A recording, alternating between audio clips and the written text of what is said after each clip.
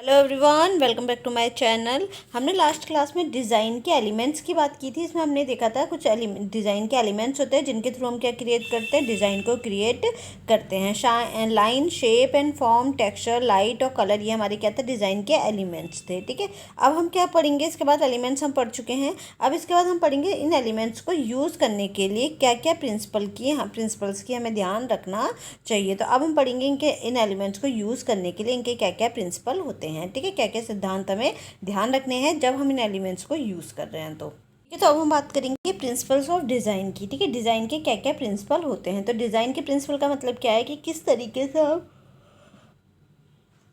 How to arrange elements. ठीक है, जो एलिमेंट्स अभी हमने पढ़े थे उन एलिमेंट्स को कैसे हम अरेंज करें, उनसे कैसे हम डिज़ाइन बनाएं, यही प्रिंसिपल हमें बताता है ताकि हमारा डिज़ाइन और भी अट्रैक्टिव और सुंदर लगे, देखने में लोगों का अटेंशन ग्रास्प करे।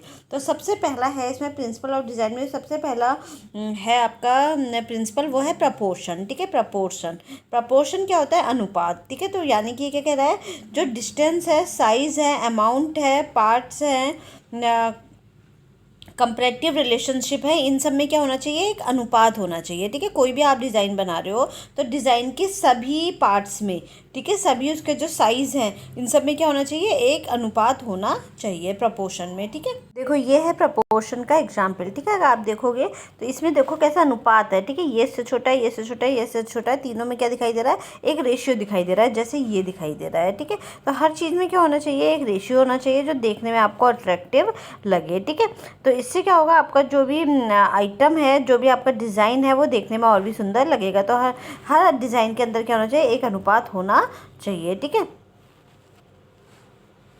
ठीक है, तो यही हमारा प्रपोर्शन का है। प्रपोर्शन में आप देखोगे तो हर चीज़ के बीच में क्या होना चाहिए, एक प्रपोर्शन होना चाहिए। यही आपका गोल्डन रेशियो और गोल्डन मीन हम इसे बोलते हैं, जो हमने पिछले बार भी पढ़ा था, गोल्डन ऑब्लोंग रूल। ठीक है, गोल्डन ऑब्लोंग रूल। ठीक है, ये भी हमने पढ़ा था। ठीक है, तो ये हमने लास्ट क्लास में पढ़ा था। ये एक रूल है जिसमें क्या बताया गया है कि जो भी आप यूज़ कर रहे हो, मान लो आपको अपने कमरे में और उसके जो चौड़ाई और जो लंबाई है उसका एक रेशियो बनाना है, तो आप क्या करोगे, उसके 3:5 बनाओगे। यानी कि 3 इंच अगर उसकी चौड़ाई है तो 5 इंच उसकी क्या होनी चाहिए, लेंथ होनी चाहिए, लंबाई होनी चाहिए। ठीक है, तो इसका ये क्या है, गोल्डन ऑब्लोंग रूल है ये। इसके अंतर्गत बताया जाता है कि हर उसका एक रेशियो होना चाहिए। अगर मान लो आपने अपना कोई ड्राइंग रूम है जिसकी आपने वो तो बिल्कुल 1 फीट की कर दी, और जो लंबाई थी, चौड़ाई थी, वो 1 फीट की कर दी और लंबाई कर दी 10 फीट की, तो आपका कमरा क्या हो जाएगा, डिसप्रपोर्शनेट हो जाएगा, अजीब लगेगा देखने में। ठीक है, और उसमें आपका जो सामान है, सोफ़ा वगैरह भी उतने बेहतर तरीके से फिट नहीं होगा। तो आपका प्रपोर्शन होना चाहिए। ये आपका ये गोल्डन ऑब्लोंग रूल है जो आपका प्रपोर्शन से रिलेटेड ही आता है एग्जाम में। ठीक है, इसके बाद दूसरा प्रिंसिपल है बैलेंस। बैलेंस में क्या है, आप जो भी यूज़ कर रहे हो, ठीक है, जो भी आप डिज़ाइन बना रहे हो उसमें क्या देखना चाहिए, एक बैलेंस देखना चाहिए, एक इक्वालिटी होनी चाहिए उसमें। ठीक है, देखने में वो बैलेंस लगे, ऐसा ना लगे कि कहीं आपने बहुत अजीब बना दिया, दूसरी तरफ आपने बहुत छोटा बना दिया है। जैसे कि आपने ये ट्राइंगल लिया, तो जब हम इसे बीच में से कर रहे हैं तो इसका ये और ये इक्वल है।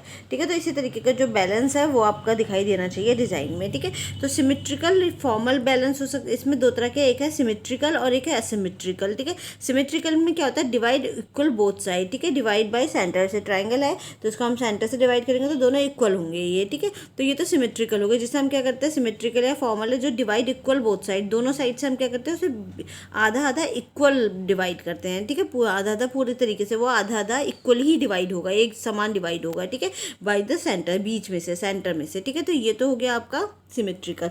और एसिमेट्रिकल इनफॉर्मल बैलेंस में क्या होता है, इसमें अनइक्वल डिज़ाइन होता है। जैसे कि एक साइड आपका छोटा डिज़ाइन आ जाएगा और ये आपका बड़ा डिज़ाइन आ जाएगा। तो ये क्या है, ये आपका असिमेट्रिकल यानी कि इनफॉर्मल बैलेंस है, जो इनइक्वल डिवाइड होता है फ्रॉम सेंटर से इनइक्वल डिवाइड होता है। मतलब एक इक्वल नहीं है, इनइक्वल है। ठीक है, एक समान नहीं है, असमान है। ठीक है, देखो जैसे ये वाला एग्जाम्पल है जिसमें आपका बैलेंस में ये दोनों इक्वल है, जैसा ये है इधर का पोर्शन राइट साइड का है, वैसा ही लेफ्ट साइड का, लेकिन इसमें अनइक्वल है। तो ये क्या होगा हमारा, ये हमारा असिमेट्रिकल डिज़ाइन बैलेंस कहलाएगा और सिमेट्रिकल बैलेंस कहलाएगा। ठीक है, इसको हमने क्या किया है, इसके हमने 3 को छोटा करके 1 को बड़ा कर दिया है, फिर भी बैलेंस इसमें आपको देखने को मिलेगा, भले ही अलग तरीके से बैलेंस देखने को मिल रहा है। ठीक है, तो ये हमारा असिमेट्रिकल बैलेंस है। ठीक है, ये सब हमारी क्या है, असिमेट्रिकल बैलेंस है। ठीक है, तो इसमें हम एसिमेट्रिकल बैलेंस और सिमेट्रिकल बैलेंस लेते हैं। इसमें पहला क्या होना चाहिए, पहला इसमें प्रोपोर्शन होना चाहिए, यानी कि अनुपात होना चाहिए दोनों के बीच में।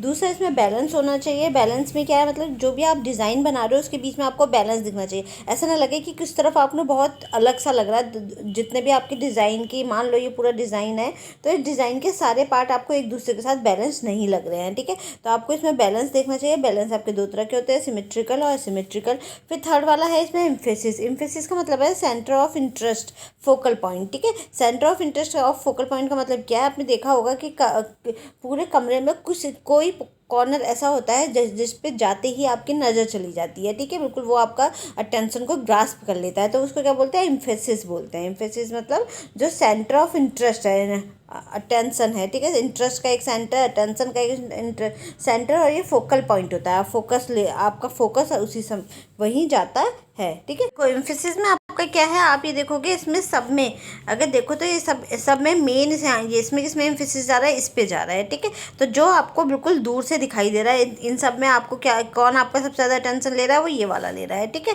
और ऐसे ही आपका क्या है, इनमें सब में देखो आपको एक ऐसा पॉइंट दिखाई दे रहा होगा जहाँ पर आपकी नज़र सबसे पहले जा रही होगी, ठीक है। तो ये क्या है, ये आपके एम्फेसिस हैं, ठीक है। तो इनको एम्फेसिस बोलते हैं। डिज़ाइन का वो पॉइंट जो आपके अटेंशन को सबसे पहले ग्रास्प करता है, ठीक है। जैसे यहाँ ये इस पे आपकी नज़र सबसे पहले जाएगी, आप इसे सबसे पहले देखोगे, ठीक है। तो उसे क्या बोलते हैं, एम्फेसिस बोलते हैं। आपने देखा होगा ड्रेसेस वगैरह में भी कई बार आपका पूरी सामने पूरी ड्रेस है, उसमें कोई ड्रेस का कोई पोर्शन होता है, इसमें एकदम आपकी जो नज़र है वो जाती है। देखो इस तरीके के, ठीक है, ये दिख रहा है ना, इसमें आपकी यहाँ पे आपकी सबसे पहला नजर आ रही है। क्यों? क्योंकि इन पोर्शन को क्या किया गया है, एम्फेसिस किया गया है, इन पे एम्फेसिस यूज़ किया गया है, ठीक है। तो आप पूरी ड्रेस को आप बाद में देखोगे, पहले एक नज़र आपकी सबसे पहली नज़र इन पोर्शंस पे जाएगी, ठीक है। तो इनको एम्फेसिस बोलते हैं, ठीक है। फिर नेक्स्ट है आपका रिदम। रिदम में क्या होता है आपका, रिदम में आपका ये देख रहे हैं रिदम। रिदम क्या है आपका, ये सेंस ऑफ मूवमेंट डिज़ाइन। ये ऐसा लगेगा कि आपका डिज़ाइन चल रहा है, ठीक है। जैसे आपको कोई भी डिज़ाइन होगा वो देखने में ऐसा लगेगा कि वो कहीं चल रहा है, वो मूव कर रहा है, ठीक है। मूवमेंट आपको देखने लगेगा, चल नहीं रहा होगा। डिज़ाइन तो स्टेबल है ना, ये अब ये तो स्टेबल है, लेकिन हमें ऐसा लगेगा जैसे कि ये मूव कर रहा है। तो आपको सेंस ऑफ मूवमेंट ही देता है, आई मूवमेंट देता है रिदम आपको। Repetition and repetition of design, design को बार बार क्या करता है, रिपीट करता है ये, ठीक है। तो रिदम ये है, रिदम में क्या करता है, रिदम वाले प्रिंसिपल में हम डिज़ाइन को इस तरीके से यूज़ करते हैं कि हमें ऐसा लगेगा कि वो मूव हो रहा है डिज़ाइन। रेगुलर रिदम है, रेगुलर रिदम में क्या होता है, design repeat at equal interval, मतलब कि जो भी आपका डिज़ाइन है वो बिल्कुल इक्वल इंटरवल पे क्या होगा, रिपीट होगा, ठीक है। बिल्कुल इक्वल इंटरवल पे हमारा डिज़ाइन जो है वो रिपीट होगा। तो इक्वल इंटरवल मतलब बिल्कुल एग्जैक्ट, थोड़ा सेम डिस्टेंस छोड़ी, फिर सेम डिस्टेंस छोड़ी, फिर सेम डिस्टेंस छोड़ी, इस तरीके से, ठीक है। बिल्कुल इक्वल इंटरवल पे क्या होगा, एक समान इंटरवल पे, एक समान स्पेस पे वो क्या होगा, रिपीट होगा, ठीक है। फिर है फ्लोइंग रिदम, ठीक है। फ्लोइंग रिदम में क्या होता है ये, ठीक है, इस तरीके का फ्लोइंग रिदम मतलब फ्लो कर रहा है वो, ठीक है। और इंक्रीजिंग एंड डिक्रीजिंग रिदम, ठीक है। इंक्रीजिंग एंड डिक्रीजिंग रिदम में क्या होता है, ये इस तरीके से ऊपर की तरफ बढ़ रहा है और नीचे की तरफ घट रहा है, ठीक है। बढ़ रहा है और घट रहा है, तो ये रिदम कौन सा है, ये इंक्रीजिंग और डिक्रीजिंग होता है, ठीक है। और फ्लोइंग में हमें ऐसा लगेगा आगे की तरफ ये फ्लो कर रहा है, ठीक है, फ्लोइंग रिदम में, ठीक है। तो ये इस तरीके से आपके रिदम है। रिदम में भी हम क्या करते हैं, अपने डिज़ाइन को यूज़ कर सकते हैं। देखो रिदम में ये आपको दिखाई दे रहे हैं, ये आपके एक तरीके से आपको ऐसा लगेगा जैसे ये रिदम हो रहा है, ठीक है। तो रिदम में आप इंटीरियर डिज़ाइनिंग में इस तरीके से रिदम को यूज़ कर सकते हो, ठीक है। मूवमेंट जैसा आपको लगेगा, ये देखो आप इन सब में आपको मूवमेंट दिखाई दे रहा होगा, ठीक है। देखने में ऐसा लगेगा जैसे मूवमेंट हो रहे हैं, ठीक है। तो आप इस तरीके से इनको रिदम को यूज़ कर सकते हो। तो ये आपके रिदम ना आपको एनर्जी ऐसी देते हैं, ऐसा लगता है जैसे चीज़ें जो हैं वो मूव हो रही हैं। तो रिदम एक अच्छी चीज़ है, सुंदर भी लगता है इससे देखने में, और एनर्जी सी भी फील होती है, ठीक है। जो भी डिज़ाइन है वो ऐसा लगेगा जैसे वो आगे को कहीं मूव हो रहा हो, ठीक है। तो ये रिदम है। ये आपका रेडिएशन है। रेडिएशन में आप देखोगे इसमें क्या होता है, सेंटर से बाहर की तरफ या बाहर से, ये सेंटर से बाहर की तरफ जब आपका डिज़ाइन निकल रहा होता है, जैसे ये है, ठीक है, ये इस तरीके से आप निकल रहा है, तो इसको क्या बोलते हैं, रेडिएशन रिदम बोलते हैं। क्या बोलते हैं, रेडिएशन रिदम, जब सेंटर से बाहर की तरफ आपका डिज़ाइन आ रहा है, ठीक है। तो ये क्या है, ये आपका रेडिएशन रिदम हम इसे बोलते हैं, ठीक है। ये देखो ये सब रेडिएशन रिदम के एग्जाम्पल्स हैं, ठीक है। ठीक है, तो ये हमारे क्या हो गया, ये रिदम हो गया, रेगुलर रिदम हो गया जो बिल्कुल रेगुलर इंटरवल पे हो रहा है, ठीक है। और आपका फ्लोइंग रिदम हो गया जो इस तरीके से फ्लो करता हुआ जा रहा है, ठीक है, ऊपर की तरफ आगे की तरफ ऐसा लग रहा है जैसे फ्लो कर रहा है वो। इंक्रीजिंग एंड डिक्रीजिंग रिदम हो गया, डिज़ाइन इस तरीके का बन रहा है आपका, ठीक है, बढ़ता हुआ और घटता हुआ। तो वो प्रोग्रेसिव रिदम हो गया, फ्लोइंग रिदम, रेगुलर रिदम। और रेडिएशन क्या हो गया, part of rhythm use design line, ठीक है। इसमें हम क्या करते हैं, डिजाइन को लाइंस को यूज कर सकते हैं। Eye movement from centre line to outline, ठीक है, सेंटर से बाहर की तरफ डिजाइन जा रहा होता है, जो भी मैंने आपको दिखाए थे, ठीक है। तो ये क्या है, ये आपका रेडिएशन है, रेडिएशन की तरह बनता है ये, ठीक है। फिर इसके बाद नेक्स्ट है रिदम क्रिएटेड बाय। अब रिदम को हम किन किन चीज़ों से क्रिएट कर सकते हैं, तो एक तो ग्रेडेशन के थ्रू कर सकते हैं, रिपीटेशन के थ्रू कर सकते हैं और रेडिएशन के थ्रू कर सकते हैं, जो भी हमने देखे। ग्रेडेशन में क्या है, ग्रेडेशन में होता है सिंगल एलिमेंट्स रिपीटेड, ठीक है। इसमें जैसे कि मान लो मैंने क्या बनाया, एक फ्लावर बनाया, ठीक है, मेरी ड्राइंग बुरी है, फिर मैंने दूसरा फ्लावर बनाया, ठीक है, तीसरा फ्लावर बनाया, चौथा, सेम सेम यही फ्लावर मैं आगे को बनाती जा रही हूँ, ठीक है। तो इससे क्या होगा, आपका ग्रेडेशन को बोलते हैं सिंगल एलिमेंट्स ही आपकी बार बार सही एक ही इंटरवल पे क्या हो रही है, रिपीट हो रही हैं। तो वो उससे क्या होगा, आपको ग्रेडेशन के थ्रू हम रिदम बना सकते हैं। रिपीटेशन है आपका regular and irregular repeat rhythm, ठीक है। इसमें क्या है, आप रेगुलर पे और इरेगुलर पे, या तो रेगुलर पे रिपीट करते रहोगे एक ही एलिमेंट्स को, या इरेगुलर पे करोगे, ठीक है।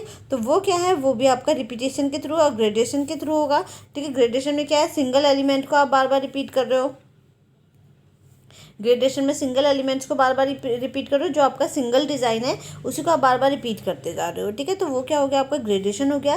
रिपीटेशन में क्या होगा, रेगुलर और इरेगुलर इंटरवल पे आप कर रहे हो, ठीक है। कहीं या तो आप बिल्कुल रेगुलर पे कर रहे हो या कहीं इरेगुलर पे कर रहे हो, ठीक है। तो रेगुलर या इरेगुलर इंटरवल पे आप क्या कर रहे हो, अपने डिज़ाइन को रिपीट कर रहे हो, ठीक है। रेडिएशन अभी दिखाया था कि बीच सेंटर से बाहर की तरफ जब निकल रहा है डिज़ाइन आपका, तो वो रेडिएशन हो गया। तो इन तीन तरीके से हम क्या कर सकते हैं, आपके रिदम को क्रिएट कर सकते हैं, ग्रेडेशन और रिपीटेशन और रेडिएशन, ठीक है।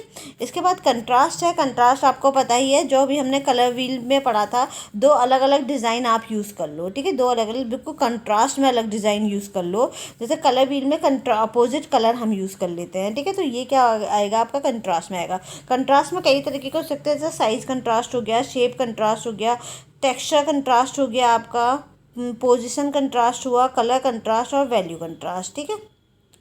देखो ये कंट्रास्ट प्रिंसिपल भी हम यूज़ कर सकते हैं। ये सब क्या है, देखो ये कंट्रास्ट कलर हम यूज़ कर रहे हैं यहाँ पे, ठीक है। तो ये कंट्रास्ट प्रिंसिपल को भी हम यूज़ कर सकते हैं, ये इस तरीके से, ठीक है। इसमें कंट्रास्ट चीज़ें आप यूज़ करोगे, देखो ब्लैक एंड वाइट यूज़ कर लिया हमने यहाँ पे कंट्रास्ट में, ठीक है। इसके अलावा आप डिज़ाइन में भी, शेप में भी, एक बहुत बड़ा और उसके अपोजिट बिल्कुल छोटा शेप, ठीक है। तो आप कंट्रास्ट में बहुत सारी चीज़ें जो है वो यूज़ कर सकते हो, ठीक है। तो ये साइज़ कंट्रास्ट में आ जाएगा, ठीक है। ये आपका साइज़ कंट्रास्ट में आ जाएगा, ठीक है। तो इस तरीके से आप साइज़ को एक बहुत बड़ा और उसके दूसरा जो है वो उल्टा, आप देखो ये वाला बड़ा अलग कलर का है, ये आपका है, और ये बड़ा छोटा है, ये बड़ा है, जबकि ये क्या है, ये आपके इसमें बड़े हैं और इसमें छोटे हो गए हैं। तो ये साइज़ कंट्रास्ट में आ जाएगा आपका, ठीक है। देखो ये शेप कंट्रास्ट में आ जाएगा आपका ये वाला, ठीक है। ये वाला जो दिख रहा है आपको, ये शेप कंट्रास्ट में आ जाएगा, ठीक है। ये वाला भी, और इसके नीचे जो अलग अलग शेप है हमने कंट्रास्ट में यूज़ कर लिया है, ठीक है। देखो सब जगह हमने उसके ये यूज़ किया, बीच में हमने सर्किल यूज़ कर लिया है, ठीक है। तो शेप कंट्रास्ट में भी आप इनको ले सकते हो।